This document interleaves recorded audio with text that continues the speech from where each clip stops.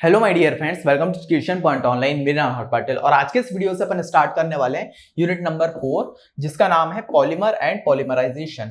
ठीक है, अगर इस यूनिट की बात करें, ये एग्जाम पॉइंट ऑफ व्यू से देखें तो ये बहुत ज्यादा वेटेज रखता है। ठीक है, एग्जाम में, क्योंकि बहुत सारे क्वेश्चन इसमें से बनते हैं। इस यूनिट से मैं जो आपके फर्स्ट और सेकंड यूनिट में मैंने आपके लिए किया था कि मैंने पढ़ाते टाइम आपको बता भी दिया था इसमें से किस तरह के क्वेश्चन बन सकते हैं। ठीक है, जिससे आपके लिए आसानी हो जाए। मैंने पिछले कुछ यूनिट में ये चीज बंद कर दी थी, जैसे 5th यूनिट में मैंने चीज नहीं बताई थी। ठीक है, बट इस यूनिट से मैं फिर से आपको बताने का ट्राई करूंगा किस तरह से इसमें क्वेश्चन बन सकते हैं। ठीक है, तो वीडियो में लास्ट तक बने रहना। पहले अपन पूरा पढ़ लेंगे, उसके बाद मैं आपको बता दूंगा किस तरह से क्वेश्चन बन सकते हैं। ठीक है, और लास्ट में आपको 2 मिनट सॉरी ठीक है, लास्ट में आपके लिए एक सरप्राइज भी है। ठीक है, अगर आप नए बच्चे हैं जो नए उससे ये वीडियो को देख रहे हैं, ठीक है, नए बच्चे हैं, तो आपके लिए एक सरप्राइज भी है एजुकेशन पॉइंट चैनल पे, तो वो भी मैं आपको लास्ट में बताऊंगा। ठीक है, तो बिना देर के अपन आगे बढ़ते हैं।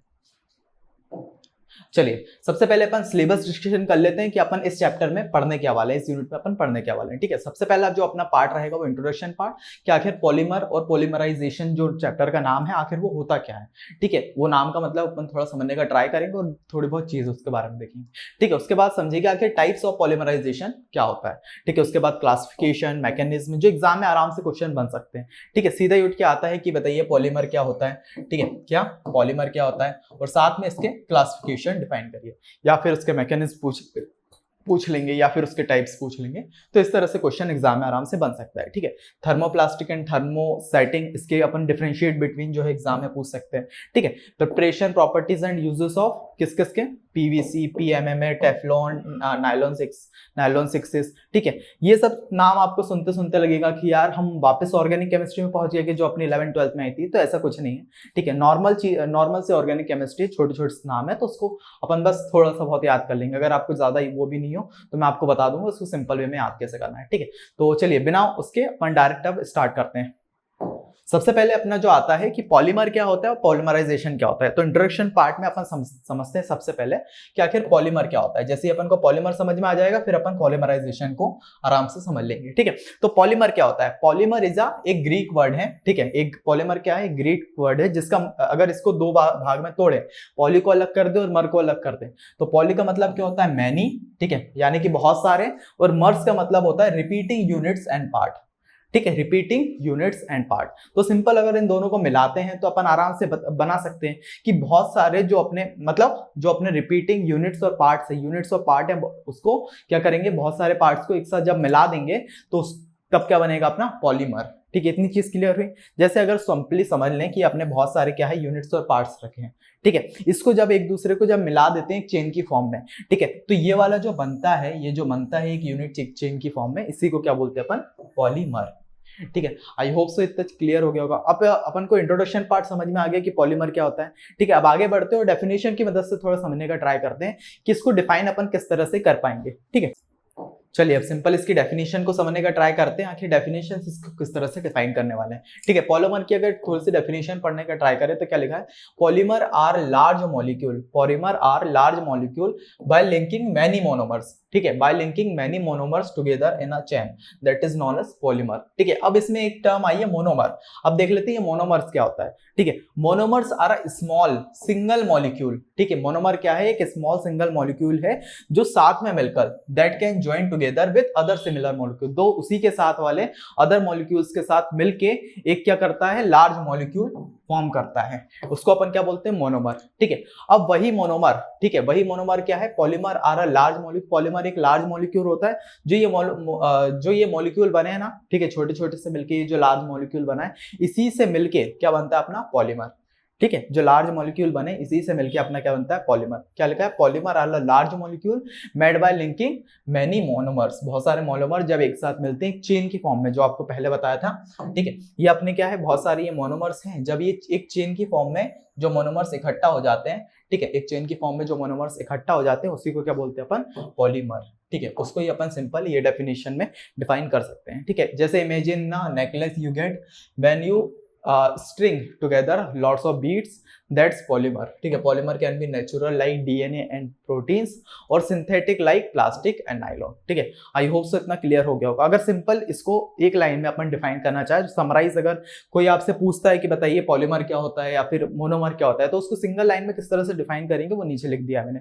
क्या मोनोमर क्या होता है? Single small building blocks molecule, ठीक है। सिंगल एक स्मॉल बिल्डिंग ब्लॉक्स मॉलिक्यूल होता है। अगर पॉलीमर्स की बात करें तो वो लार्ज मॉलिक्यूल होता है, ठीक है, जो किससे बनकर मिलता है, मतलब किससे मिलकर बनता है, वो है मोनोमर्स। जब मोनोमर्स एक दूसरे के साथ मिलते हैं और एक चेन की फॉर्म बनाते हैं, तब क्या बनता है अपना पॉलीमर। आई होप सो क्लियर हो गया होगा, ठीक है। इसको सिंपल अगर एग्जाम में आप क्वेश्चन बनता है तो किस तरह से बनेगा वो बता देता हूँ, ठीक है। एग्जाम में क्वेश्चन बनेगा, डिफाइन करिए व्हाट इज पॉलीमर, ठीक है, और उसके 2 एग्जाम्पल बता दीजिए, ठीक है। तो सिंपल अगर ये वाला क्वेश्चन बनता है तो आपको क्या करना है, सिंपल ये वाली डेफिनेशन को लिख देना है, ठीक है। उसमें ये डेफिनेशन से आप उसको डिफाइन कर देंगे, मोनोमर्स को भी थोड़ा सा डिफाइन कर देंगे, पॉलीमर्स के बाद मोनोमर्स को, ठीक है। उसके बाद क्या करेंगे, ये जो 2 एग्जांपल लिखे हैं इसको आप सिंपली वहां पे लिख देंगे, ठीक है। तो आपका ये आंसर कंप्लीट हो जाएगा। अब एग्जांपल क्या है, जैसे ये क्या है, इथीन, ठीक है। इसमें क्या है, इथीन में CH2 डबल बॉन्ड CH2, ठीक है।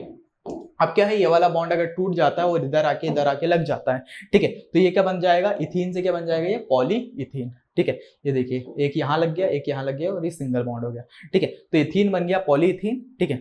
और अगर स्टाइरीन की बात करें, स्टाइरीन में क्या है, ये एक 2 डबल बॉन्ड लगे CH2, ठीक है, इसके बाद CH और यहाँ पे लगा एक बेंजीन लगा है, ठीक है। तो क्या होगा कि जब स्टीरीन का ये डबल बॉन्ड यहाँ से टूटेगा, ठीक है, तो ये क्या होगा, ये डबल बॉन्ड जैसे टूटेगा एक इधर लग जाएगा और इधर लग जाएगा, तो ये स्ट्रीन जो है ये बन जाएगा अपना पॉलीस्टीरीन।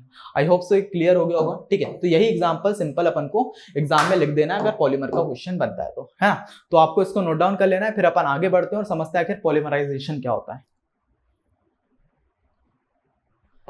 चलिए अब देखते हैं आखिर पॉलीमराइजेशन क्या होता है, ठीक है। नॉर्मली अगर सिंपल समझने का ट्राई करें यार, पॉलीमर तो समझ में आ गया कि एक जो छोटे छोटे मोनोमर्स रहते हैं, ठीक है, उसको जब एक चेन की फॉर्म में बनता है तो उसको अपन पॉलीमर बोलते हैं। तो पॉलीमराइजेशन क्या होगा, उसी से मिलता जुलता है। पॉलीमराइजेशन मींस उसकी जो ये जो प्रोसेस हो रही है ना, ये जो प्रोसेस हो रही है बनने की, इसी को अपन पॉलीमराइजेशन बोलते हैं। जैसे इसके एग्जाम्पल देखें, polymerization is the chemical process, polymerization is the chemical process in which monomers, जो स्मॉल सिंगल मॉलिक्यूल होते हैं, ये जब ज्वाइन एक साथ मिलते हैं, join together to form polymer, इसी प्रोसेस को अपन क्या बोलते हैं, पॉलीमराइजेशन, ठीक है।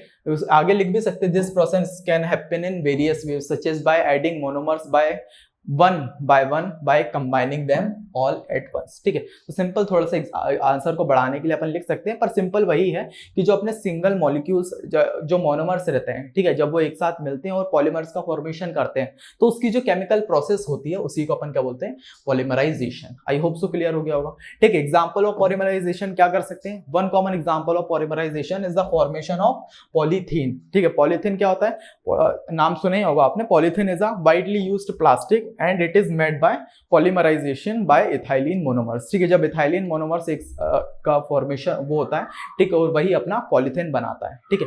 जैसे ethylene monomers small molecules with a C2H4, ठीक है। जब ये इसकी पॉलीमराइजेशन की प्रोसेस होती है, during polymerization many ethylene monomers, ठीक है, बहुत सारे जो अपने इथाइलिन मोनोमर्स रहते हैं वो क्या होते हैं, जॉइन टुगेदर, जब एक साथ मिल जाते हैं और एक चेन का फॉर्मेशन करते हैं, तो उसी को अपन क्या बोलते हैं, पॉलीथीन। आई होप सो एग्जांपल समझ में आ गया होगा, ठीक है। तो एग्जांपल इसी का पॉलीमर, जैसे पॉलीमर का आपको बताया उसी तरह पॉलीमराइजेशन का भी क्वेश्चन एग्जाम में पूछा जा सकता है, ठीक है। तो अगर इसको एग्जाम में देखें कि एग्जाम में इसका क्वेश्चन किस तरह से बन सकता है, तो इस तरह से बनेगा कि बताइए पॉलीमर क्या होता है, मोनोमर क्या होता है और पॉलीमराइजेशन क्या होता है, और इसके एग्जांपल, ठीक है। जैसे ये क्वेश्चन बने, सिंपल जो आपको मैंने पहले बताया, पॉलीमर को डिफाइन कर दिया, मोनोमर को डिफाइन कर दिया, इसके एग्जांपल लिख दीजिए, ठीक है। उसके बाद पॉलीमराइजेशन की अपन को डेफिनेशन लिख देना, एग्जांपल में ये सिंपल आप चीजें लिख देंगे, ठीक है। इतने प्यार से लिखिए मैंने कि मतलब इतने अच्छे से, इतनी अच्छी लैंग्वेज में लिखा है कि एग्जामिनर भी पढ़ेगा उसको भी आराम समझ में आ जाएगा, ठीक है। सिंपल आपको ये चीज लिख देनी एग्जाम्पल में।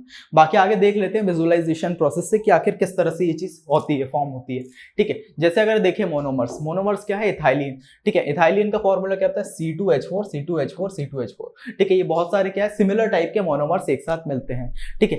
फिर क्या होता है, पॉलीमर, ये जो पॉलीमराइजेशन की प्रोसेस होते हैं तो ये पॉलीथीन बनाते हैं। पॉलीथीन कैसे, ठीक है, इनके बीच में क्या है, सिंगल बॉन्ड रहता है, ठीक है। जैसे CH2 CH2, ठीक है, इनके बीच में ये डबल बॉन्ड रहता है, ठीक है। क्या होगा जब पॉलीमराइजेशन की प्रोसेस होगी तो ये वाला जो सिंगल बॉन्ड है ये टूट के यहाँ आगे और यहाँ आगे लग जाएगा, ठीक है, और यहाँ पे बस एक क्या बचेगा, सिंगल बॉन्ड, ठीक है। तो ये प्रोसेस के बाद जो ये बनता है अपना, ये होता है एक चेन की फॉर्म में, जब ये चारों सबके सब एक साथ जुड़े जाते हैं, a long chain by repeating units, ठीक है। तो इसी तरह ये अपना जो इथाइलिन रहता है ये क्या बन जाता है, पॉलीइथाइलिन, ठीक है। सिंपल थोड़ा सा अच्छे से डिफाइन भी करता है, polymerization can produce various types of polymers with different properties depending on their monomers and the specific polymerization method used.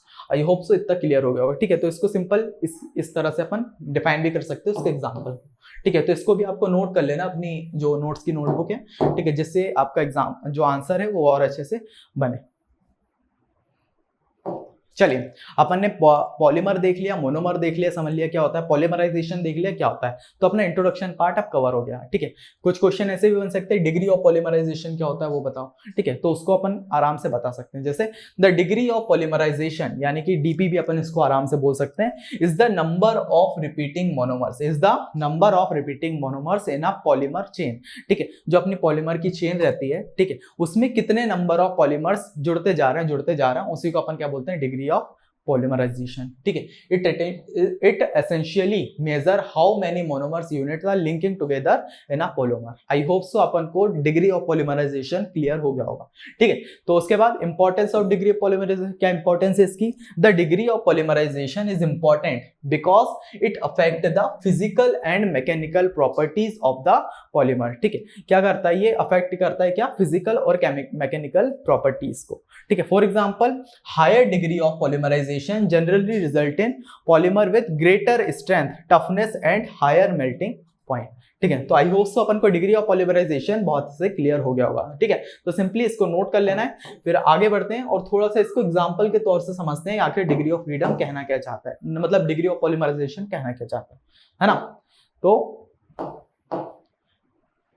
चलिए अब देख लेते हैं आखिर calculation of degree of polymerization, किस तरह से अपन इस डिग्री ऑफ पॉलीमराइजेशन को कैलकुलेट कर सकते हैं, ठीक है। To calculate the degree of polymerization you can use the following formula, ये वाला फॉर्मूला यूज करके अपन डिग्री ऑफ फ्रीडम आसानी से निकाल सकते हैं। क्या है formula, DP is equals to यानी कि degree of polymerization is equals to molecular weight of polymer और मॉलिक्यूलर वेट ऑफ मोनोमर, ठीक है। जो अपना पॉलीमर है और मोनोमर है इसका अगर मॉलिक्यूलर वेट को एक दूसरे डिवाइड करेंगे तो अपन का निकल आएगा डिग्री ऑफ पॉलीमराइजेशन, ठीक है। जैसे example, consider a polymer made from ethylene monomers C2H4, ठीक है। जो अपना पॉलीमर है वो किससे फॉर्म हुआ है, इथिलीन मोनोमर से, जिसका जो केमिकल फॉर्मूला होता है वो क्या होता है, C2H4, ठीक है। Molecular weight of ethylene monomers, ठीक है। इथाइलिन मोनोमर्स का अगर मॉलिक्यूलर वेट देखें तो क्या है, 28 ग्राम पर मॉलिक्यूल, ठीक है। उसी तरह अगर मॉलिक्यूलर वेट ऑफ पॉलीमर का देखें यानी कि पॉलीइथाइलिन का, ठीक है, लेट्स से इट इज, मान लेते हैं कि ये कितना है, 2,80,000 यानी कि 2,80,000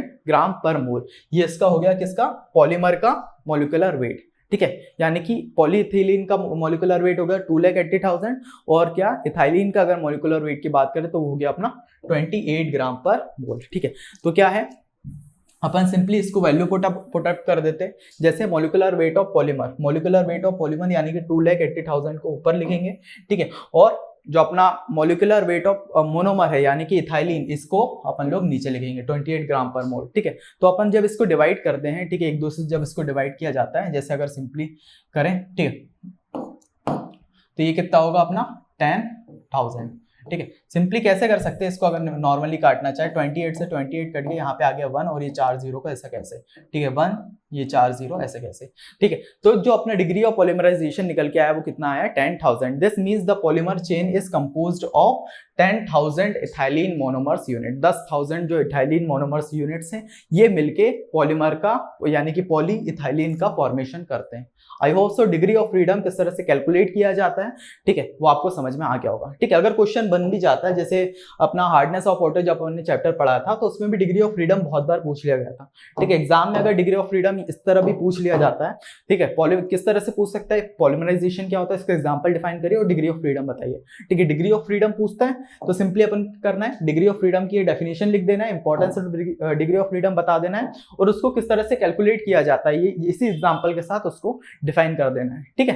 तो आई होप सो अपन को क्लियर हो गया होगा, ठीक है। अब आगे बढ़ते हैं, चलिए अब देख लेते हैं टाइप्स ऑफ पॉलीमराइजेशन। पॉलीमराइजेशन कितने टाइप के होते हैं, ठीक है। Polymerization can be broadly classified into two main types like addition polymerization और condensation polymerization. Each types involve different mechanism and result in the different kinds of polymers, ठीक है। जैसे दो टाइप के, पहला हो गया अपना एडिशन पॉलीमराइजेशन, सेकंड हो गया कंडेंसेशन पॉलीमराइजेशन, ठीक है। एडिशन पॉलीमराइजेशन अगर सिंपल लैंग्वेज में अपन को समझना चाहे तो क्या होता है, monomers join without losing small molecule, ठीक है। जो अपने मोनोमर्स होते हैं वो अपने जो स्मॉल मॉलिक्यूल्स उसको विदाउट लूजिंग, बिना लूज किए जो साथ में जुड़ते हैं उसी को अपन क्या बोलते हैं, addition polymerisation.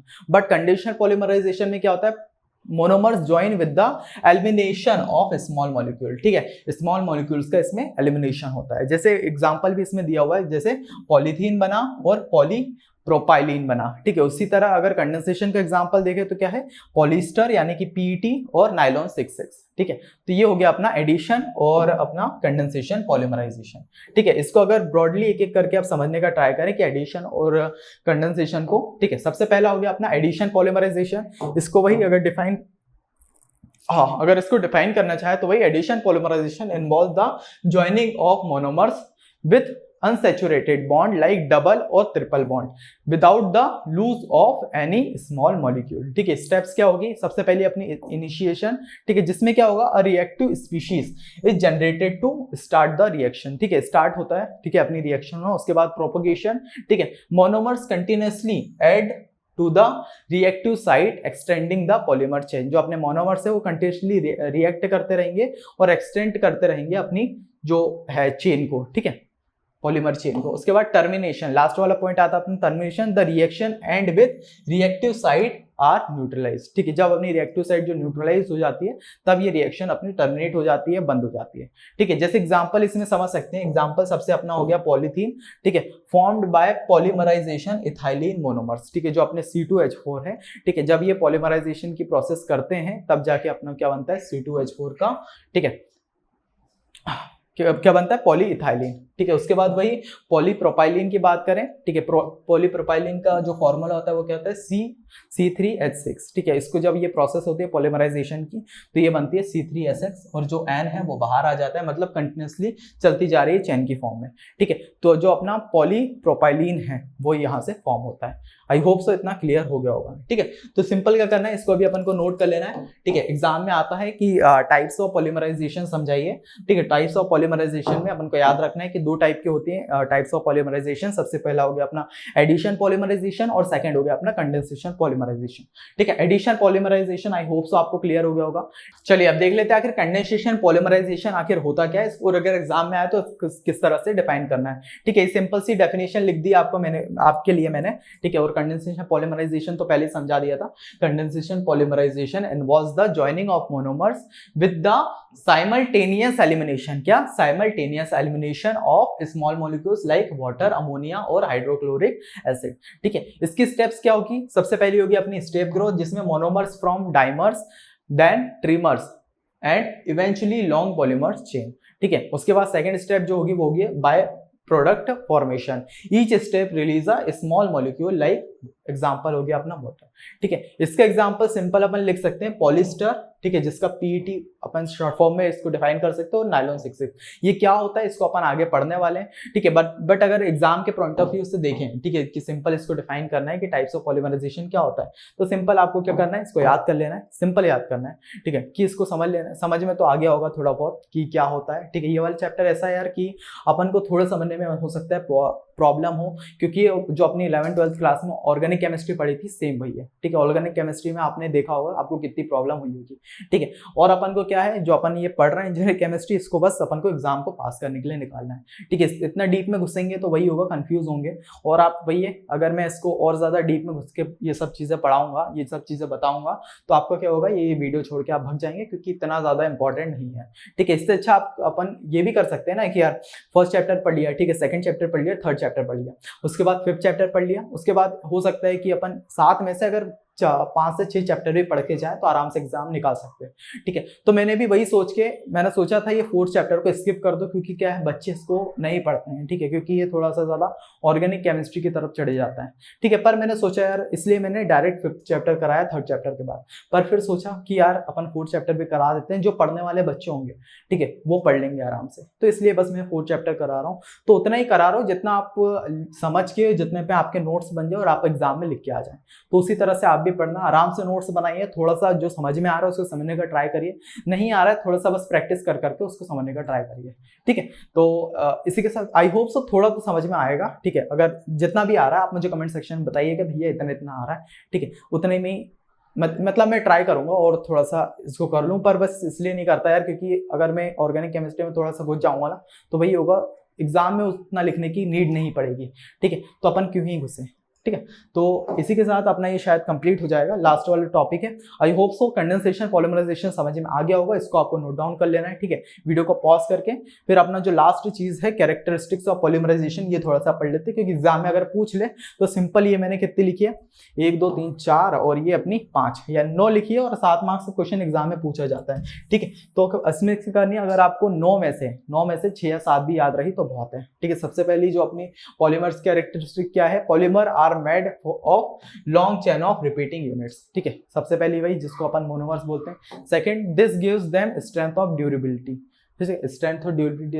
Third, strength, polymer can be very strong, ठीक है। पॉलीमर जो है अगर बहुत सारी मोनोमर से मिलके बनता है एक चेन की फॉर्म में, ठीक है। जैसे अगर सिंपल एग्जांपल के साथ बताऊं, जैसे ये अपना एक पॉलीमर है, ये एक चेन है, ठीक है, इसके साथ एक और ये अपना जुड़ चुका है, ठीक है, तो बहुत स्ट्रॉन्ग बॉन्ड होगा। तो उसी तरह से इसमें ये चीज बताई गई है, ठीक है, कि क्या है strength, polymer can be very strong. Fourth वाला elasticity, many can stretch and return to their original shape, ठीक है, लाइक रबर बैंड।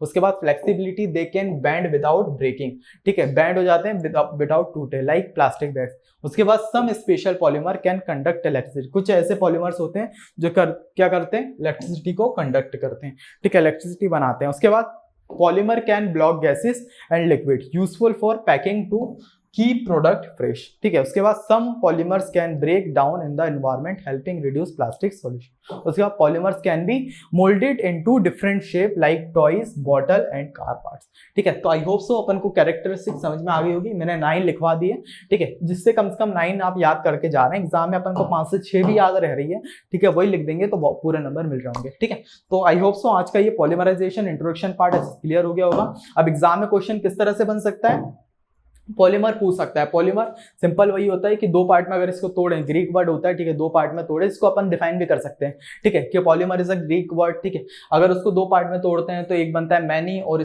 एक बनता है रिपीटिंग यूनिट्स एंड पार्ट। अगर उन दोनों को मिला दे तो क्या बनता है, रिपीटिंग यूनिट्स एंड पार्ट को, बहुत सारे रिपीटिंग और यूनिट्स एंड पार्ट को जब मिला देते हैं तो वो बनता है पॉलीमर। इस इमेज से अपन को क्लियर हो गया होगा, ठीक है। अगर एग्जाम में आता है सिंपल पॉलीमर को डिफाइन करते हैं, मोनोमर पूछता है मोनोमर को डिफाइन करिएगा और आराम से एग्जाम्पल बना के आ जाइएगा, ठीक है। उसके बाद पॉलीमराइजेशन अगर पूछता है सिंपल ये करिएगा, एग्जाम्पल ऑफ पॉलीमराइजेशन में ये वाली लिख के आ जाइएगा, ठीक है, और थोड़ा सा ये वाले एग्जांपल से भी आप इसको समझा दीजिएगा, तो अपना ये पॉलीमराइजेशन भी कंप्लीट, ठीक है। डिग्री ऑफ पॉलीमराइजेशन साथ में मिलके पूछता है, इंटीग्रेटेड पूछेगा 7 मार्क्स क्वेश्चन। तो पॉलीमराइजेशन क्या होता है, डिग्री ऑफ पॉलीमराइजेशन क्या होता है, ठीक है। तो डिग्री ऑफ पॉलीमराइजेशन में सिंपल इसको डिफाइन करिएगा, importance of degree of polymerization, और इसको किस तरह से कैलकुलेट किया जाता है वो आप थोड़ा सा बता दीजिएगा। आई होप सो ये एग्जाम्पल समझ में आ गया होगा, ठीक है। उसके बाद आगे बढ़ेंगे, टाइप्स ऑफ पॉलीमराइजेशन, बहुत आम सा क्वेश्चन है, बहुत इससे पूछ सकता है, तो ये क्या है, इंपॉर्टेंट भी है, ठीक है। और डिग्री ऑफ पॉलीमराइजेशन भी, ठीक है, ये वाला जो क्वेश्चन भी, ये भी अपना इंपॉर्टेंट हो जाए, मतलब जो भी अभी अपनी फर्स्ट जो 3-4 वीडियो रहेगी ना स्टार्टिंग की, बहुत ज्यादा इंपॉर्टेंट होने वाली है, ठीक है, क्योंकि ये पूछ सकता है। और बाकी वो जो प्रॉपर्टीज आपको बताई थी, जैसे ये अगर इसी की बात करें, ठीक है, जो ये प्रॉपर्टीज बताई थी, ये अपने शॉर्ट नोट आपने देखा होगा, 4 क्वेश्चन दे देते हैं किसी भी टॉपिक से उठा के, तो वो शॉर्ट नोट में इनमें से कुछ भी पूछ सकता है। नाइलॉन 6 को डिफाइन करिए, ठीक है, किसको फिनोल फॉर्मेल्डिहाइड को डिफाइन करिए, तो ये शॉर्ट नोट में पूछ सकता है। बाकी डिफरेंशिएट बिटवीन करके आ सकता है, ठीक है। और ये अपना क्वेश्चन ही बन के आ सकता है, पॉलीमराइजेशन जो अपना क्वेश्चन पूछेगा व्हाट इज पॉलीमराइजेशन, उसके साथ कभी भी ये भी पूछ देगा इसके साथ एक और क्वेश्चन इंटीग्रेट करके टाइप्स ऑफ पॉलीमराइजेशन क्या होता है, या फिर पूछ देगा क्लासिफिकेशन या फिर मैकेनिज्म, ठीक है। तो पूरा ही अपन को थोड़ा सा पढ़ते हुए जाना है, क्योंकि ये वेटेज रखता है यार, क्योंकि अगर बात करें तो 14 यानी 14 into 14 28 मार्क्स पे क्वेश्चन आराम से बन सकता है एग्जाम में, ठीक है। तो थोड़ा सा इसका ज्यादा वेटेज है, तो अपन को अच्छे से पढ़ के जाना है ना। तो इतनी चीज अपन को क्लियर हो गई, डिग्री ऑफ पॉलीमर कैलकुलेशन, ठीक है, टाइप्स जिसमें अपन को एडिशन और कंडेंसेशन इसको थोड़ा सा इसे डिफाइन कर देना, और कैरेक्टरिस्टिक्स अगर पूछा जाए कि पॉलीमर्स की कैरेक्टरिस्टिक्स बताइए तो आप इसको डिफाइन कर सकते हैं। आई होप सो ये क्लियर हो गया होगा, ठीक है। तो अपन को ये सारी चीज समझ में आ गई, ठीक है। अब थोड़ा सा आगे बढ़ते हैं। तो इसी के साथ आज के इस लेक्चर को कंप्लीट करते हैं। वीडियो लेक्चर कैसा लगा मुझे प्लीज कमेंट में बताना, ठीक है। मैं देख रहा हूँ यार बहुत से लोग क्या है कमेंट नहीं कर रहे हैं, पर कमेंट नहीं करते ना आप, और लाइक भी नहीं, लाइक वाइक तो आ ही नहीं रहा है, ठीक है। अगर आपको समझ में आ रहा है वीडियो तो आप बताइए, अगर कोई भी प्रॉब्लम आ रही है कि भैया ये चीज समझ में नहीं आ रही तो आप उसका कमेंट करके बताइए, ठीक है। भैया इसलिए हम लोग कमेंट नहीं कर रहे, हमें पसंद नहीं आ रही आपकी पढ़ाई, आप पढ़ा रहे हैं तो समझ में नहीं आ रहा, ठीक है। तो आप हॉनेस्ट रिव्यू दिए, भैया ये वाला पॉइंट समझ में नहीं आया, इसको आप थोड़ा अच्छे से डिफाइन करिए, ठीक है। जो भी चीज होगी आप जब बताएंगे तभी जाके हम उसको इंप्रूव कर पाएंगे, है ना। तो वही है, मैं बोलूंगा कि आपको अगर समझ में आ रहा है तो आप कमेंट करके प्लीज बताइएगा। अगर आप पढ़ के जा रहे हैं इस वाली टॉपिक को इस चैनल से, तो आप कमेंट करके जरूर बताइएगा, और लाइक वाइक भी कर दीजिएगा, जिससे हमें क्या मोटिवेशन मिलता है। जिस तरह से मैं जल्दी जल्दी आपके लिए यूनिट ला रहा हूँ, ठीक है। अपने 5 यूनिट कंप्लीट हो जाए, 4 यूनिट जो है कंप्लीट हो चुके हैं, ये 5th यूनिट में स्टार्ट कर रहा हूँ। पर आपका अगर इन्वॉल्वमेंट रहेगा, आप कमेंट करते जाएंगे, ठीक है, और शेयर करेंगे वीडियोस को, तो मुझे भी ऐसा लगेगा यार मैं 7 यूनिट इसी सेम में करवा दूं, ठीक है, जल्दी जल्दी आपके लिए करवा दूं। पर वही हो जाता है ना, जिसकी वजह से क्या है मेरे को भी बनाने का थोड़ा मन नहीं करता है फिर, ठीक है। तो आप बताइए जिसकी वजह से मैं क्या है इंप्रूव कर पाऊंगा, कि इस चीज में यार मिस्टेक की थी जिससे बच्चों को समझ में नहीं आया, ठीक है, तो मैं उसको थोड़ा सा इंप्रूव कर पाऊंगा। बाकी आपकी जो भी चीज हो आप कमेंट सेक्शन में बता सकते हैं, है ना। बाकी ये कुछ अपने फ्री कोर्सेज हैं, आप चेकआउट कर सकते हैं, प्लेलिस्ट में आपको लिंक मिल जाएगा, ठीक है। और ये अपने पेड कोर्सेज हैं, अगर आपके सेम में सब्जेक्ट्स हो, सिंपल इसका प्राइस 799 है, कोई भी दिक्कत आ रही हो आप लेके पढ़ना स्टार्ट कर सकते हैं, ठीक है। तो इसके अगर कोई भी क्वेरी हो, ठीक है, कोई भी डाउट हो, आप सिंपल इन नंबर पे कॉल करके पूछ सकते हैं। और ये अपना एजुकेशन पॉइंट कोडिंग चैनल है, अभी आप फर्स्ट ईयर में होंगे, ठीक है, और जो नए बच्चे उनको मैं ये बता रहा हूँ, ठीक है, अभी आप फर्स्ट ईयर में होंगे, जो इरफान भैया अपन ने फर्स्ट ईयर की जो प्रॉब्लम हो तो क्लियर कर दी, आप सेकंड ईयर में जब आप आएंगे, स्पेशली जो CSIT के बच्चे हैं उनको क्या है प्रोग्रामिंग लैंग्वेज सीखनी पड़ेगी, जैसे पाइथन हो गई, जावा प्लस सी मतलब जावा प्लस DSA, C++ DSA, ठीक है। तो हम वो वाली लैंग्वेजेस इस चैनल पे कराने का ट्राई करेंगे, ठीक है, ट्राई क्या इस चैनल पे पढ़ाएंगे, ठीक है। 3 लोग पढ़ाएंगे, पहली हो गई अपनी पाइथन, ठीक है, उसके बाद हो गया अपना जावा, और थर्ड हो गया C++, ठीक है। तीनों अलग अलग लोग आपको पढ़ाने वाले हैं, ठीक है। और जो एजुकेशन पॉइंट का एक रहा है कि हम लोग क्या करते हैं, क्वालिटी कंटेंट प्रोवाइड करना और बिल्कुल लो प्राइस पे, ठीक है। दो ही है इस चैनल का इनिशिएटिव रहेगा कि हम आपको क्वालिटी कंटेंट पढ़ाई करें, कि मतलब कोई भी अगर बच्चा हो जिसने प्रोग्रामिंग का P नहीं पढ़ा हो, कोडिंग का C नहीं पढ़ा हो, वो भी आके आराम से यहाँ से प्रोग्रामिंग लैंग्वेज सीख पाए और अच्छे से कर पाए, ठीक है, और बिल्कुल मिनिमम प्राइस पे कि हर बच्चा उसको अफोर्ड कर पाए, ठीक है। अभी इस चैनल पे मिनिमम अगर ये पहले का है पर 200 सब्सक्राइबर है अभी, ठीक है। मैं चाहता हूँ कि आपके अगर एग्जाम 2 महीने बाद तक खत्म हो जाएंगे, ठीक है, तभी से इस चैनल पे वीडियो डालना स्टार्ट होगी, तो आप इसको 1K तक तब तक पहुंचा दें, ठीक है, 1K तक पहुंचा देंगे, तो जिससे क्या है हम वीडियोस डालेंगे सबसे पहले आप तक पहुंचेगी, ठीक है, और हमारे पास 10 भी रहेगा ना, तो हम भी आराम से अच्छी वीडियोस बना पाएंगे और ज्यादातर लोगों तक पहुंच पाएगी, ठीक है। तो इसी के साथ आज के इस वीडियो को यहीं कंप्लीट करते हैं, मिलते हैं नेक्स्ट वीडियो में, तब तक के लिए बाय बाय।